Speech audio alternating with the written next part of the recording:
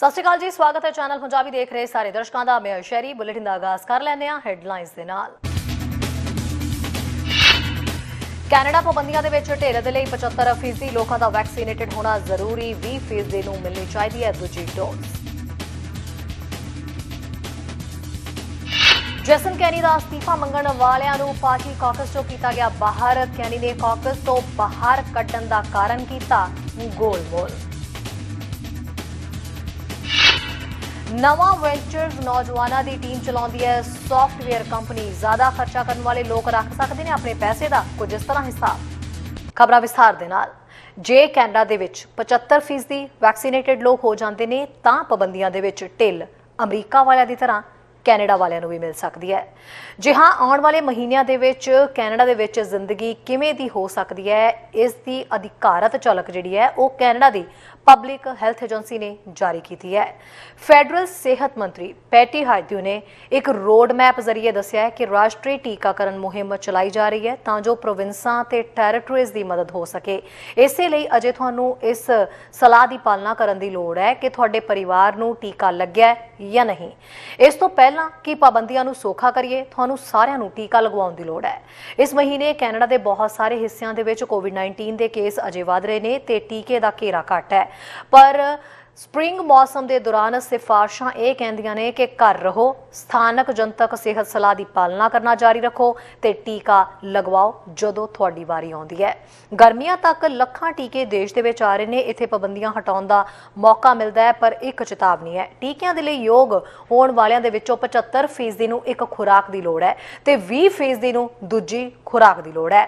ਫਿਲਹਾਲ ਇਸ ਹਫ਼ਤੇ ਤੱਕ 50% ਤੋਂ ਵੱਧ ਕੈਨੇਡੀਅਨਾਂ ਨੇ ਆਪਣੇ ਟੀਕੇ ਦੀ ਪਹਿਲੀ ਖੁਰਾਕ ਹਾਸਲ ਕੀਤੀ ਹੈ। ਸੋ ਇਹੀ ਵੈਕਸੀਨੇਸ਼ਨ ਜੇ ਸਾਰਿਆਂ ਨੂੰ ਹੋ ਜਾਂਦੀ ਹੈ ਤਾਂ ਹੋ ਸਕਦਾ ਹੈ ਕਿ ਅਮਰੀਕਾ ਵਾਲਿਆਂ ਦੀ ਤਰ੍ਹਾਂ ਕੈਨੇਡਾ ਦੇ ਵਿੱਚ ਵੀ ਪਾਬੰਦੀਆਂ ਦੇ ਵਿੱਚ ਢਿੱਲ ਮਿਲ ਸਕੇ ਤੇ ਜ਼ਿੰਦਗੀ ਆਮ ਦੀ ਤਰ੍ਹਾਂ ਵਾਪਸ ਪਰਤਣ ਦੇ ਵਿੱਚ ਕਿਤੇ ਨਾ ਕਿਤੇ ਮਦਦ ਮਿਲ ਸਕੇ। ਜੈਸਨ ਕੈਨੀ ਦੇ ਕਾਕਸ ਦੇ ਵੱਲੋਂ ਅਸਤੀਫਾ, ਕੁਝ ਉਹਨਾਂ ਦੇ ਸੀਗੇ ਵਿੱਚ ਮੈਂਬਰ ਜਿਹੜੇ ਕਿ ਜੈਸਨ ਕੈਨੀ ਦੇ ਅਸਤੀਫੇ ਦੀ ਮੰਗ ਕਰ ਰਹੇ ਸੀਗੇ, ਪਰ ਸ਼ਾਇਦ ਅਜਿਹਾ ਯੂ ਟਰਨ ਲੱਗਿਆ ਕਿ ਜੈਸਨ ਕੈਨੀ ਦੀ ਥਾਂ ਉਹਨਾਂ ਨੂੰ ਖੁਦ ਨੂੰ ਹੀ ਅਸਤੀਫਾ ਦੇਣਾ ਪੈ ਗਿਆ। ਸੋ ਉਹ ਫਿਲਹਾਲ ਜਿਹੜੇ ਨੇ ਕਾਕਸ ਤੋਂ ਬਾਹਰ ਕਰ ਦਿੱਤੇ ਗਏ ਨੇ। ਪੂਰਾ ਮਾਮਲਾ ਆਖਿਰਕਾਰ ਕੀ ਹੈ, ਦੇਖਦੇ ਹਾਂ ਐਡਮਿੰਟਨ ਤੋਂ ਕੁਲਮੀਤ ਸਿੰਘ ਸੰਘਾ ਦੀ ਇੱਕ ਖਾਸ ਅਪਡੇਟ। ਚੈਨਲ ਪੰਜਾਬੀ ਵੇਖ ਰਹੇ ਸਮੂਹ ਦਰਸ਼ਕਾਂ ਨੂੰ ਕੁਲਮੀਤ ਸਿੰਘ ਵੱਲੋਂ ਨਿੱਘੀ ਜੀ ਆਇਆਂ। ਵਾਹਿਗੁਰੂ ਜੀ ਕਾ ਖਾਲਸਾ, ਵਾਹਿਗੁਰੂ ਜੀ ਕੀ ਫਤਿਹ। ਐਡਮਿੰਟਨ ਸ਼ਹਿਰ ਤੋਂ ਕੁਝ ਖਬਰਾਂ ਲੈ ਕੇ ਤੁਹਾਡੇ ਲਈ ਹਾਜ਼ਰ ਹਾਂ ਜੀ।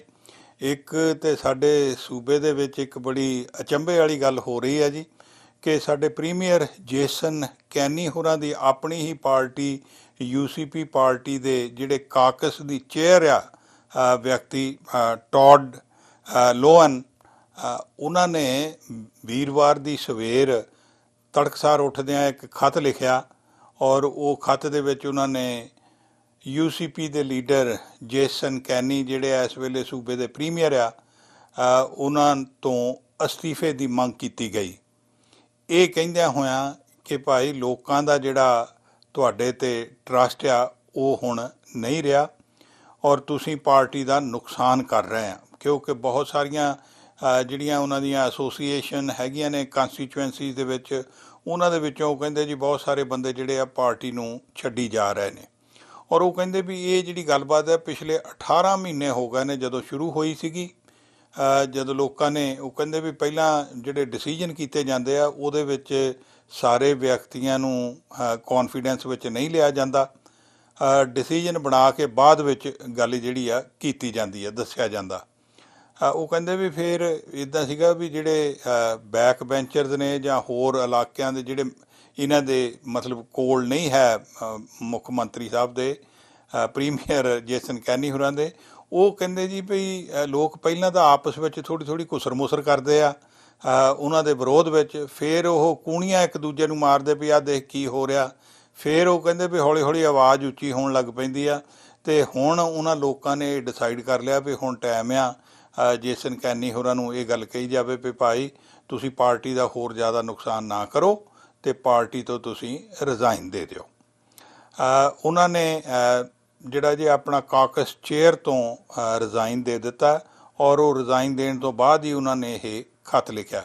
ਹੁਣ ਜਿਹੜੇ ਪੋਲੀਟੀਕਲ ਮਾਹਰ ਨੇ ਉਹ ਕਹਿ ਰਹੇ ਵੀ ਇਹ ਇੱਦਾਂ ਦੀ ਗੱਲ ਨਹੀਂ ਵੀ ਉਹ ਇਕੱਲੇ ਵਿਅਕਤੀ ਨੇ ਜਿਹੜਾ ਖੱਤ ਇੱਕ ਲਿਖ ਦਿੱਤਾ। ਉਹ ਖੱਤ ਕਹਿੰਦੇ ਜੇ ਲਿਖਿਆ ਨਾ ਤੇ ਉਹਨਾਂ ਦੇ ਕੋਈ ਨਾ ਕੋਈ ਦੂਸਰੇ ਵਿਅਕਤੀਆਂ ਦੇ ਨਾਲ ਉਹਨਾਂ ਦੀ ਗੱਲਬਾਤ ਜ਼ਰੂਰ ਹੋਈ ਹੋਵੇਗੀ ਔਰ ਉਹਨਾਂ ਦੀ ਸਲਾਹ ਨਾਲ ਹੀ ਲਿਖਿਆ ਗਿਆ। ਔਰ ਉਹ ਕਹਿੰਦੇ ਵੀ ਹੁਣ ਇਸ ਵੇਲੇ ਜਿਹੜੇ ਪ੍ਰੀਮੀਅਰ ਨੇ ਜੇਸਨ ਕੈਨੀ ਹੋਰੀ ਉਹ ਬੜੀ ਕੜਿੱਕੀ ਵਿੱਚ ਫਸ ਗਏ ਆ। ਉਹ ਕਹਿੰਦੇ ਵੀ ਜੇ ਹੁਣ ਇਹਨਾਂ ਲੋਕਾਂ ਨੂੰ ਉਹ ਬਰਦਾਸ਼ਤ ਕਰਦੇ ਆ ਤੇ ਹੋਰ ਲੋਕੀ ਵੀ ਹੌਲੀ ਹੌਲੀ ਇਹਨਾਂ ਦੇ ਖਿਲਾਫ ਇਸ ਤਰ੍ਹਾਂ ਜਨਤਕ ਤੌਰ 'ਤੇ ਜਿਹੜਾ ਜੀ ਰੌਲਾ ਪਾਉਣਗੇ ਵੀ ਭਾਈ ਤੁਸੀਂ ਛੱਡੋ। ਤੇ ਜੇ ਉਹ ਇਹਨਾਂ ਨੂੰ ਹੁਣ ਪਾਰਟੀ 'ਚੋਂ ਫਾਇਰ ਨਹੀਂ ਕਰਦੇ ਜਾਂ ਐਕਸਪੈਲ ਨਹੀਂ ਕਰਦੇ ਤੇ ਫਿਰ ਉਹਨਾਂ ਦੇ ਖਿਲਾਫ ਜੀ ਅੰਦਰੋਂ ਅੰਦਰੀ ਜਿਹੜੀ ਗੱਲਬਾਤ ਆ ਉਹ ਹੋਰ ਜ਼ੋਰ ਫੜੇਗੀ ਔਰ ਫਿਰ ਉਹਨਾਂ ਨੂੰ ਇਹੀ ਗੱਲ ਜਿਹੜੀ ਆ ਮਤਲਬ ਉਹਨਾਂ ਨੂੰ ਮਜਬੂਰ ਕਰਨਗੇ ਵੀ ਤੁਸੀਂ ਪਾਰਟੀ ਤੋਂ ਰਿਜ਼ਾਈਨ ਕਰੋ। ਉਧਰ ਆਪੋਜੀਸ਼ਨ ਪਾਰਟੀ ਰੇਚਲ ਨੋਟਲੀ ਹੋਰੀ ਉਹਨਾਂ ਨੇ ਗੱਲ ਕਹੀ ਹੈ ਜੀ ਵੀ ਦੇਖੋ ਆਹ ਸਮਾਂ ਜਿਹੜਾ ਆ ਇਹ ਇਹਨਾਂ ਦੀਆਂ ਆਪਸੀ ਲੜਾਈਆਂ ਦਾ ਨਹੀਂ ਹੈ। ਜੇਸਨ ਕੈਨੀ ਹੋਰਾਂ ਨੂੰ ਔਰ ਟੌਡ ਲੋਅਨ ਹੋਰਾਂ ਨੂੰ ਚਾਹੀਦਾ ਤੇ ਇਹ ਹੈ ਵੀ ਜਿਸ ਤਰ੍ਹਾਂ ਦਾ ਪੈਂਡੈਮਿਕ ਇਸ ਵੇਲੇ ਚੱਲ ਰਿਹਾ ਲੋਕਾਂ ਨੂੰ ਬਾਹਲੀ ਲੋੜ ਉਸ ਪਾਸੇ ਧਿਆਨ ਦੇਣ ਦੀ ਆ। ਇਹਨਾਂ ਨੂੰ ਵੀ ਲੋਕ ਜਿਹੜੇ ਆ ਸੂਬੇ ਦੇ ਵਿੱਚ ਬਿਮਾਰ ਹੋ ਰਹੇ ਆ, ਜਿਹੜੇ ਕੇਸ ਆ ਉਹ ਵੱਧ ਰਹੇ ਆ ਤੇ ਲੋਕ ਮਰ ਰਹੇ ਨੇ। ਸੋ ਇਸ ਕਰਕੇ ਇੱਧਰ ਧਿਆਨ ਦੇਣਾ ਚਾਹੀਦਾ ਨਾ ਕਿ ਜਿਹੜੀ ਇਨ ਫਾਈਟਿੰਗ ਇਹਨਾਂ ਨੇ ਆਪਸ ਵਿੱਚ ਆਰੰਭ ਕੀਤੀ ਆ। ਇਹ ਰੇਚਲ ਨੋਟਲੀ ਹੋਰਾਂ ਦਾ ਕਹਿਣਾ ਜੀ। ਹੁਣ ਆਉਣ ਵਾਲੇ ਸਮੇਂ ਵਿੱਚ ਦੇਖਦੇ ਹਾਂ ਕਿ ਪ੍ਰੀਮੀਅਰ ਜੇਸਨ ਕੈਨੀ ਹੋਰੀ ਕਿਹੜਾ ਜਿਹੜਾ ਡਿਸੀਜਨ ਲੈਂਦੇ ਨੇ ਇਸ ਗੱਲ ਦੇ ਉੱਤੇ। ਪਰ ਇਹ ਜਿਹੜੇ ਪੋਲੀਟੀਕਲ ਮਾਹਰ ਆ ਜੀ ਉਹ ਕਹਿੰਦੇ ਵੀ ਕੈਨੇਡੀਅਨ ਪੋਲੀਟਿਕਸ ਦੇ ਵਿੱਚ ਜ਼ਿਆਦਾਤਰ ਇਸ ਤਰ੍ਹਾਂ ਦੀ ਗੱਲਬਾਤ ਹੁੰਦੀ ਨਹੀਂ ਔਰ ਇਹ ਮੇਰਾ ਖਿਆਲ ਹੈ ਪਹਿਲੀ ਵਾਰੀ ਇੱਦਾਂ ਦੀ ਗੱਲ ਜਿਹੜੀ ਹੈ ਜੀ ਹੋ ਰਹੀ ਹੈ ਵੀ ਉਹਨਾਂ ਦੇ ਆਪਣੇ ਹੀ ਮੈਂਬਰ ਉਹਨਾਂ ਨੂੰ ਕਹਿ ਰਹੇ ਹੁਣ ਵੀ ਤੁਸੀਂ ਹੁਣ ਛੁੱਟੀ ਕਰੋ। ਦੂਸਰੀ ਇੱਕ ਖਬਰ ਇਹ ਆ ਰਹੀ ਹੈ ਜੀ ਵੀ ਜਿਹੜੇ ਲੋਕ ਮਾਸਕ ਨਹੀਂ ਨਾ ਪਾਉਣੇ ਚਾਹੁੰਦੇ ਕਿਉਂਕਿ ਕੁਝ ਖਬਰਾਂ ਮਿਲੀਆਂ ਨੇ ਜਿਹੜੇ ਅਲਬਰਟਾ ਹੈਲਥ ਸਰਵਿਸਿਜ਼ ਦੇ ਲੋਕ ਨੇ ਜਿਹੜੇ ਲੋਕਾਂ ਨੂੰ ਕਹਿੰਦੇ ਆ ਵੀ ਭਾਈ ਤੁਸੀਂ ਮਾਸਕ ਪਾ ਕੇ ਰੱਖੋ, ਦੂਰੀ ਬਣਾ ਕੇ ਰੱਖੋ।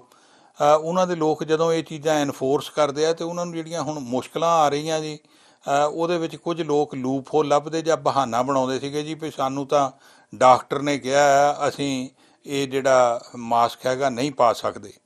ਸੋ ਅੱਜ ਡਾਕਟਰ ਡੀਨਾ ਹਿੰਸ਼ਾ ਹੋਰਾਂ ਨੇ ਇਹ ਗੱਲ ਕਲੀਅਰ ਕੀਤੀ ਆ।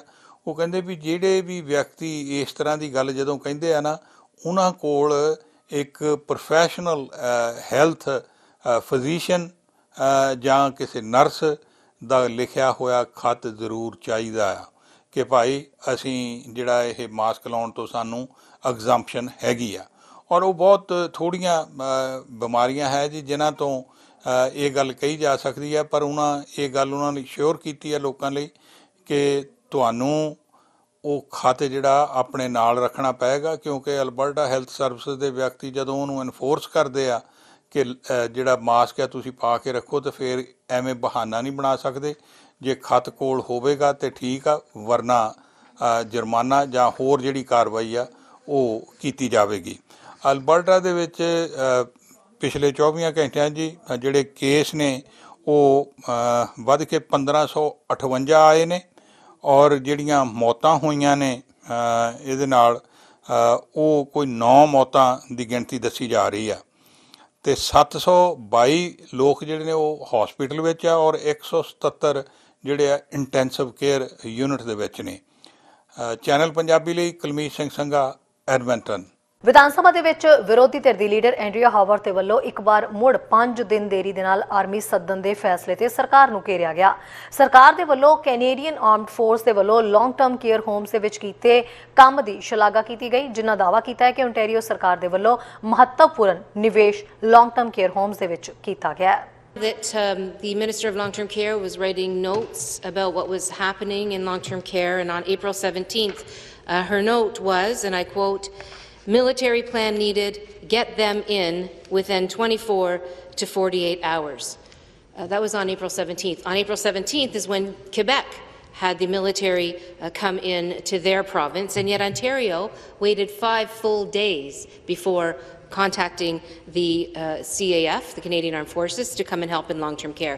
It's clear that the Minister of Health, the Ministry of Health, was part of the selection process, part of the decision-making process around which homes would get military aid. So my question to the Minister of Health is, when did she first learn that people in long-term care were dying from neglect and dehydration, and that military intervention was required?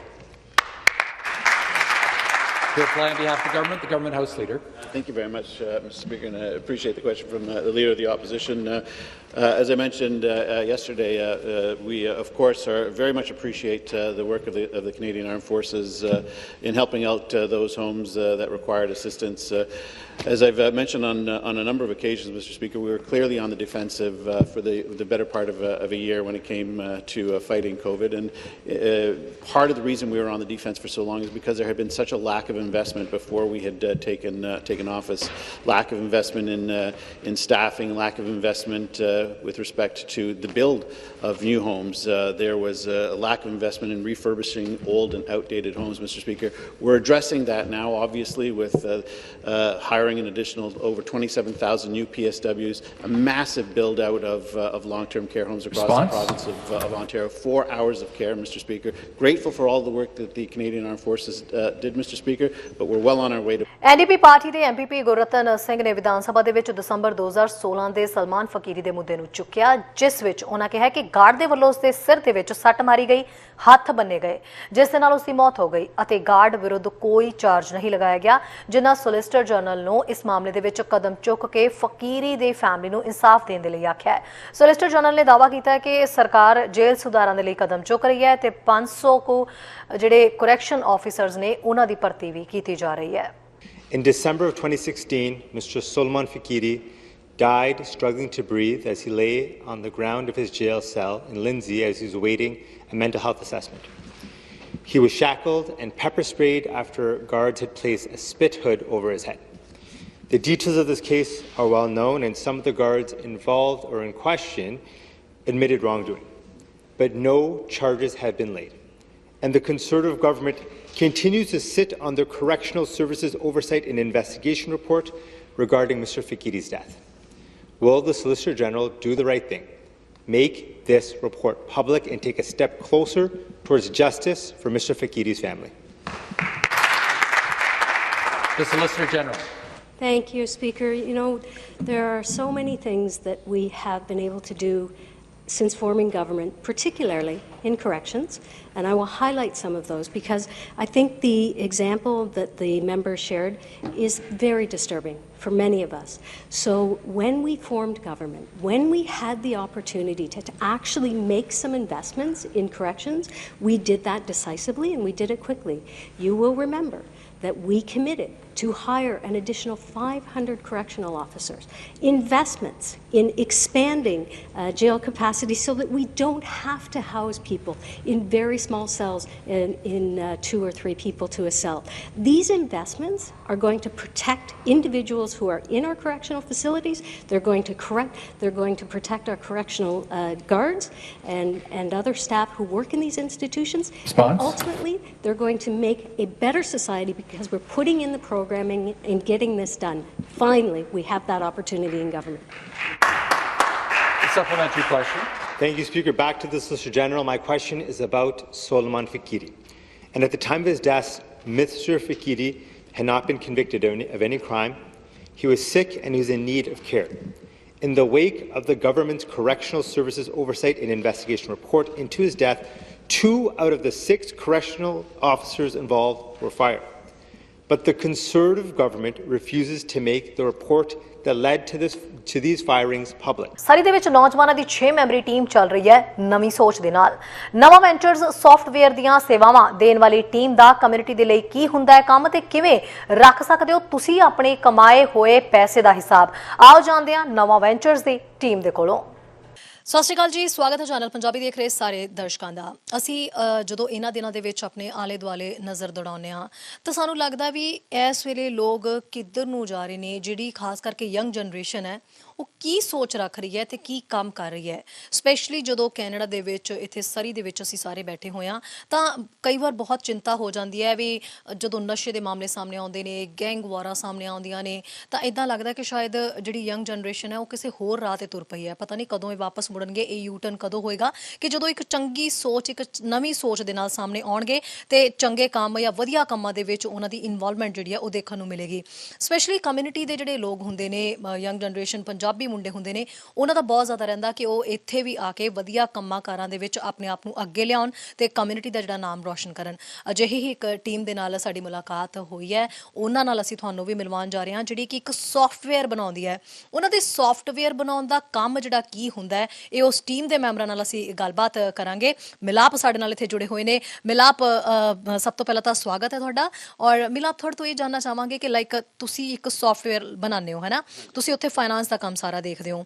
ਆਪਣੇ ਕੰਮ ਬਾਰੇ ਸਮਝਾਓ ਤੇ ਆਪਣੇ ਇਸ programme ਬਾਰੇ ਸਮਝਾਓ ਜਿਹੜਾ ਸੌਫਟਵੇਅਰ ਹੈ। ਤੁਸੀਂ ਇਹਨੂੰ ਨਾਮ ਵੀ ਜਿਹੜਾ ਦਿੱਤਾ ਹੈ ਉਹ ਇੱਕ ਪੰਜਾਬੀ ਨਾਮ ਦਿੱਤਾ ਹੈ, ਨਵਾਂ। ਮੈਂ ਤੁਹਾਨੂੰ ਦੱਸਦਾ ਕਿ ਨਵਾਂ ਮਤਲਬ ਨਿਊ। ਸੋ ਇਹਨਾਂ ਨੇ ਆਪਣੇ ਸੌਫਟਵੇਅਰ ਨੂੰ ਪੰਜਾਬੀ ਦੇ ਵਿੱਚ ਉਹਦਾ ਨਾਮ ਇਹ ਦਿੱਤਾ ਹੈ ਵੀ ਨਵਾਂ। ਸੋ ਇਸ ਪ੍ਰੋਗਰਾਮ ਬਾਰੇ ਸਾਰਾ ਡਿਟੇਲ ਦੇ ਨਾਲ ਦੱਸੋ ਵੀ ਇਸ ਦੇ ਵਿੱਚ ਕੀ ਕੀ ਹੁੰਦਾ ਹੈ, ਕੀ ਤੁਸੀਂ ਕੰਮ ਕਰਦੇ ਹੋ, ਕਿੰਨੇ ਜਣਿਆਂ ਦੀ ਤੁਹਾਡੀ ਟੀਮ ਹੈ, ਸਪੈਸ਼ਲੀ ਤੁਹਾਡਾ ਉਹਦੇ ਵਿੱਚ ਕੀ ਰੋਲ ਹੈ। ਹਾਂਜੀ, ਫॉर श्योर। ਮੇਰਾ ਨਾਮ ਹੈਗਾ ਮਲਾਪ ਸਿੰਘ ਧਾਲੀਵਾਲ ਤੇ ਪਹਿਲਾਂ ਤੁਹਾਡਾ ਬਹੁਤ-ਬਹੁਤ ਧੰਨਵਾਦ ਸਾਨੂੰ ਚੈਨਲ ਪੰਜਾਬੀ ਤੇ ਸਵਾਗਤ ਕੀਤਾ ਤੇ ਗੱਲਬਾਤ ਕਰਨ ਦਾ ਮੌਕਾ ਦਿੱਤਾ। ਸਾਡੀ ਕੰਪਨੀ ਦਾ ਨੇਮ ਹੈਗਾ ਨਵਾ ਵੈਂਚਰਸ। ਅਸੀਂ ਵੀ ਨਾਂ ਤਾਂ ਹੀ ਤੇ ਰੱਖਿਆ ਵੀ ਪੰਜਾਬੀ ਕਮਿਊਨਿਟੀ ਨਾਲ ਕੋਈ ਕਨੈਕਸ਼ਨ ਹੋਵੇ। ਨਵਾਂ ਮਤਲਬ ਨਵਾਂ, ਸਮਥਿੰਗ ਨਿਊ। ਅਸੀਂ ਟਰਾਈ ਕਰਦੇ ਹਾਂ ਵੀ ਜਿਹੜੀ ਫਾਈਨੈਂਸ ਤੇ ਟੈਕਨੋਲੋਜੀ ਦੀ ਇੰਡਸਟਰੀ ਆ ਉਹ 'ਚ ਅਸੀਂ ਕੁਛ ਨਵਾਂ ਕਰੀਏ। ਸਾਡੀ ਕੰਪਨੀ ਹੈਗੀ ਆ ਸੌਫਟਵੇਅਰ ਕੰਪਨੀ। ਅਸੀਂ ਰਾਈਟ ਨਾਓ ਕ੍ਰੈਡਿਟ ਯੂਨੀਅਨਸ ਨਾਲ ਪਾਰਟਨਰ ਕਰਦੇ ਹਾਂ ਬਿਕਾਜ਼ ਕ੍ਰੈਡਿਟ ਯੂਨੀਅਨਸ ਜਿਹੜੇ ਹੈਗੇ ਨੇ ਬਹੁਤ ਕਮਿਊਨਿਟੀ ਫੋਕਸਡ ਬੈਂਕਸ ਨੇ। ਲੋਕ ਸਪੈਸ਼ਲੀ ਯੰਗਰ ਜਨਰੇਸ਼ਨਸ ਚਾਹੁੰਦੇ ਨੇ ਵੀ ਇਹ ਕਮਿਊਨਿਟੀ ਬੈਂਕਸ ਕ੍ਰੈਡਿਟ ਯੂਨੀਅਨਸ ਨਾਲ ਬੈਂਕ ਕਰਨ, ਬਟ ਪ੍ਰੋਬਲਮ ਇਹ ਹੈਗੀ ਆ ਜਿਹੜੇ ਕ੍ਰੈਡਿਟ ਯੂਨੀਅਨਸ ਨੇ ਇਹਨਾਂ ਕੋਲ ਇਨਫ ਰਿਸੋਰਸਿਸ ਹੈ ਨਹੀਂ ਵੀ ਇਹ ਵਧੀਆ ਮਾਡਰਨ ਐਪ ਬਣਾਉਣ। ਨਹੀਂ ਤਾਂ ਅੱਜ ਕੱਲ੍ਹ ਸਪੈਸ਼ਲੀ ਜਿਹੜੀ ਯੰਗਰ ਜਨਰੇਸ਼ਨ ਆ, ਬ੍ਰਾਂਚ ਤਾਂ ਕੋਈ ਜਾਂਦਾ ਨਹੀਂ, ਸਾਰੇ ਮੋਬਾਈਲ 'ਤੇ ਹੀ ਬੈਂਕ ਕਰਦੇ ਨੇ। ਸੋ ਇਹ ਚਾਹੁੰਦੇ ਨੇ ਵੀ ਇਹਨਾਂ ਨੂੰ ਵਧੀਆ ਐਪ ਮਿਲੇ ਤੇ ਜਦੋਂ ਨਹੀਂ ਵਧੀਆ ਐਪ ਮਿਲਦਾ ਇਹ ਬਾਕੀ ਜਿਹੜੇ ਬੈਂਕਸ ਨੇ, ਬਿਗ ਬੈਂਕਸ, ਉੱਥੇ ਜਾਂਦੇ ਨੇ ਤੇ ਉਹਨਾਂ ਨੂੰ ਬਿਜ਼ਨਸ ਦਿੰਦੇ ਨੇ। ਸੋ ਅਸੀਂ ਹੈਲਪ ਕਰਦੇ ਹਾਂ ਕ੍ਰੈਡਿਟ ਯੂਨੀਅਨਸ। ਕ੍ਰੈਡਿਟ ਯੂਨੀਅਨਸ ਲਈ ਮਹਿੰਗਾ ਬਹੁਤ ਪੈਂਦਾ ਜਦੋਂ ਇਹਨਾਂ ਨੇ ਆਊਟਸਾਈਡ ਤੋਂ ਹਾਇਰ ਕਰਨੀਆਂ ਟੀਮਸ ਟੈਕਨੋਲੋਜੀ ਬਣਾਉਣ ਲਈ। ਸੋ ਅਸੀਂ ਇੱਥੇ ਸਰੀ 'ਚ ਹੀ ਰਹਿੰਦੇ ਹਾਂ, ਅਸੀਂ ਕਿ ਅਸੀਂ ਕਾਹਤੋਂ ਨਾ ਹੈਲਪ ਕਰੀਏ, ਰਾਈਟ। ਸੋ ਅਸੀਂ ਇਹਨਾਂ ਲਈ ਐਪ ਬਣਾਉਂਦੇ ਹਾਂ ਸੋ ਦੈਟ ਇਹ ਜਿਹੜੀ ਯੰਗਰ ਜਨਰੇਸ਼ਨ ਆ ਉਹਨਾਂ ਨੂੰ ਅਟਰੈਕਟ ਕਰ ਸਕਣ ਤੇ ਨਾਲੇ ਜਿਹੜੀ ਯੰਗਰ ਜਨਰੇਸ਼ਨ ਆ ਉਹ ਇਹ ਐਪ ਯੂਜ਼ ਕਰਕੇ ਆਪਣੀ ਜਿਹੜੀ ਫਾਈਨੈਂਸ਼ੀਅਲ ਸਿਚੁਏਸ਼ਨ ਆ, ਫਾਈਨੈਂਸ਼ੀਅਲ ਐਜੂਕੇਸ਼ਨ ਆ ਤੇ ਓਵਰਆਲ ਫਾਈਨੈਂਸ਼ੀਅਲ ਹੈਲਥ ਆ ਉਹ ਇੰਪਰੂਵ ਕਰ ਸਕਣ। ਜੀ ਮਿਲਾਪ, ਆਮ ਜਨਤਾ ਦੀ ਕਿਵੇਂ ਇਹਦੇ ਵਿੱਚ ਹੈਲਪ ਹੁੰਦੀ ਹੈ? ਲਾਈਕ ਬੈਂਕਾਂ ਦੇ ਨਾਲ ਤੁਸੀਂ ਜੁੜਦੇ ਹੋ, ਬੈਂਕਾਂ ਦੇ ਸੌਫਟਵੇਅਰ ਦੇਖਦੇ ਹੋ, ਇਹਦੇ ਵਿੱਚ ਆਮ ਲੋਕ ਹੈ ਜਿਹੜੇ ਉਹਨਾਂ ਨੂੰ ਕੀ ਫਾਇਦਾ ਹੋ ਸਕਦਾ? ਹਾਂਜੀ, ਸੋ ਫਾਇਦਾ ਹੈਗਾ ਜਿਹੜਾ ਐਕਚੁਅਲ ਐਪ ਆ। ਸੋ ਕ੍ਰੈਡਿਟ ਯੂਨੀਅਨਸ ਨੂੰ ਫਾਇਦਾ ਹੁੰਦਾ ਬਿਕਾਜ਼ ਅਸੀਂ ਉਹਨਾਂ ਨੂੰ ਇੱਕ ਨਵੀਂ ਟੈਕਨੋਲੋਜੀ ਵਾਲਾ ਐਪ ਦਿੰਦੇ ਹਾਂ ਜਿਹਦੇ ਨਾਲ ਯੰਗਰ ਜਨਰੇਸ਼ਨ ਉੱਥੇ ਜਾ ਕੇ ਬੈਂਕ ਕਰਨਗੇ। ਪਰ ਜਿਹੜਾ ਐਕਚੁਅਲ ਐਪ ਆ ਉਹਦਾ ਫੋਕਸ ਹੈਗਾ ਵੀ ਲੋਕਾਂ ਦੀ ਮਦਦ ਕਰਨੀ, ਉਹਨਾਂ ਦੀ ਫਾਈਨੈਂਸ਼ੀਅਲ ਸਿਚੁਏਸ਼ਨ ਨਾਲ। ਸੋ ਇਹ ਐਪ ਦੇ ਵਿੱਚ ਇੱਕ ਤਾਂ ਹੈਗਾ ਕੋਰਸ ਕੰਟੈਂਟ। ਸੋ ਤੁਸੀਂ ਐਜੂਕੇਸ਼ਨ ਲੈ ਸਕਦੇ ਆ ਇੱਕ ਐਪ ਦੇ ਵਿੱਚ ਸਿੰਪਲ ਟਰਮਸ 'ਚ। ਬਹੁਤ ਹੁਣ ਆਨਲਾਈਨ ਐਜੂਕੇਸ਼ਨ ਹੈਗੀ ਆ, ਬਹੁਤ ਕੰਪਲੀਕੇਟਡ ਆ, ਬਸ ਇੱਕ ਲਾਈਨ ਪੜ੍ਹ ਕੇ ਉਹ ਬੰਦ ਕਰ ਦਿੰਦੀ ਆ website because you don't understand it, right. So ਅਸੀਂ ਟਰਾਈ ਕਰਦੇ ਵੀ ਸਿੰਪਲ ਹੋਵੇ, ਭਾਵੇਂ ਲੋਨ ਬਾਰੇ ਹੋਵੇ, ਸੇਵਿੰਗਸ ਬਾਰੇ, ਤੁਹਾਨੂੰ ਐਜੂਕੇਸ਼ਨ ਮਿਲੇ। ਸੈਕੰਡ ਪਾਰਟ ਹੈਗਾ ਆਪਦੀ ਫਾਈਨੈਂਸ਼ੀਅਲ ਸਿਚੁਏਸ਼ਨ ਮੋਨੀਟਰ ਕਰਨੀ। ਸੋ ਹੁਣ ਅਸੀਂ ਕਈ ਲੋਕਾਂ ਨਾਲ ਅਸੀਂ 200 ਤੋਂ ਵੱਧ ਇੰਟਰਵਿਊਜ਼ ਕੀਤੀਆਂ। ਕੋਵਿਡ ਵੇਲੇ ਅਸੀਂ ਲੋਕਾਂ ਦੇ ਘਰੇ ਗਏ ਸੀਗੇ ਤੇ ਉਹਨਾਂ ਨੇ ਇੰਟਰਵਿਊ ਕੀਤੀ ਸੀਗੀ ਤੇ ਬਹੁਤ ਲੋਕਾਂ ਨੇ ਸਾਨੂੰ ਦੱਸਿਆ, ਫੈਮਿਲੀ ਮੈਂਬਰਸ ਨੇ, ਵੀ ਪੈਸੇ ਬਣਾਈ ਜਾਂਦੇ ਆ ਪਰ ਪੈਸੇ ਜਾਂਦੇ ਕਿੱਥੇ ਆ, ਸਾਨੂੰ ਪਤਾ ਨਹੀਂ ਲੱਗਦਾ। ਪੈਸੇ ਐਵਰੀ 2 ਵੀਕ ਸਾਨੂੰ ਪੇ ਸਟੈਪ ਮਿਲਦੀ ਆ ਪਰ ਜਦੋਂ ਮੰਥ ਐਂਡ 'ਤੇ ਦੇਖਦੇ ਹਾਂ ਬੈਂਕ ਅਕਾਊਂਟ ਖਾਲੀ ਹੁੰਦਾ। ਸੋ ਸਾਡੇ ਐਪ ਵਿੱਚ ਤੁਸੀਂ ਆਪਣੇ ਸਾਰੇ ਬੈਂਕ ਅਕਾਊਂਟਸ ਮੋਨੀਟਰ ਕਰ ਸਕਦੇ ਹੋ। ਸਾਰੇ ਬੈਂਕ ਅਕਾਊਂਟਸ ਭਾਵੇਂ ਤੁਸੀਂ 4 ਬੈਂਕਸ 'ਚ ਬੈਂਕ ਕਰਦੇ ਹੋ, ਸਾਰੇ ਇੱਕ ਜਗ੍ਹਾ 'ਤੇ ਕਨੈਕਟ ਕਰਕੇ ਦੇਖ ਸਕਦੇ ਹੋ ਵੀ ਤੁਹਾਡੀ ਮਨੀ ਕਿੱਧਰੋਂ ਆਉਂਦੀ ਆ ਤੇ ਕਿੱਧਰ ਜਾਂਦੀ ਆ।